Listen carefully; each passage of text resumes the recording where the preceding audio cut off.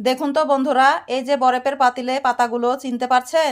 আজ এই অচেনা পাতা দিয়েই বানাবো মজার একটা ভর্তা। প্রথমে কড়াইতে তেল দিয়ে কিছু পেঁয়াজ কুচি দিয়ে দিলাম, তার সাথে কিছু রসুন ও কাঁচামরিচ দিলাম। এবার একটু নেড়ে চেড়ে গোল্ডেন কালার করে নেব। তারপরে সেই রহস্যময় পাতাগুলো দিয়ে দিলাম। আমার হাতে দেখছেন কিন্তু আলু দিয়ে তৈরি করা একটা ছোট্ট পাতিল। এই পাতিলটি আমি কিন্তু কয়েকদিন ধরে ইউজ করছি, তারপরেও দেখুন কি সুন্দর হয়ে আছে। এবার ভালোভাবে নেড়ে চেড়ে পাতাগুলো কষিয়ে নেব।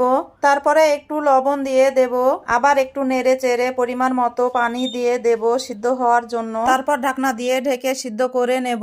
এই ভর্তাটা কিন্তু খেতে অনেক সুস্বাদু আর শরীরের জন্য অনেক উপকারী একটা ঔষধি পাতা। আপনারা যদি পাতার নাম জেনে থাকেন অবশ্যই কমেন্টে জানাবেন। সুন্দরভাবে পাতাগুলো ভেজে নেওয়া হয়ে গেছে, এবার উঠিয়ে নিচ্ছি।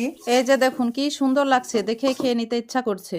এবার সামান্য তেলের ওপর 2টা শুকনা মরিচ, কিছু কালো জিরা দিয়ে একটু হালকা ভেজে নেড়ে চেড়ে উঠিয়ে নিচ্ছি।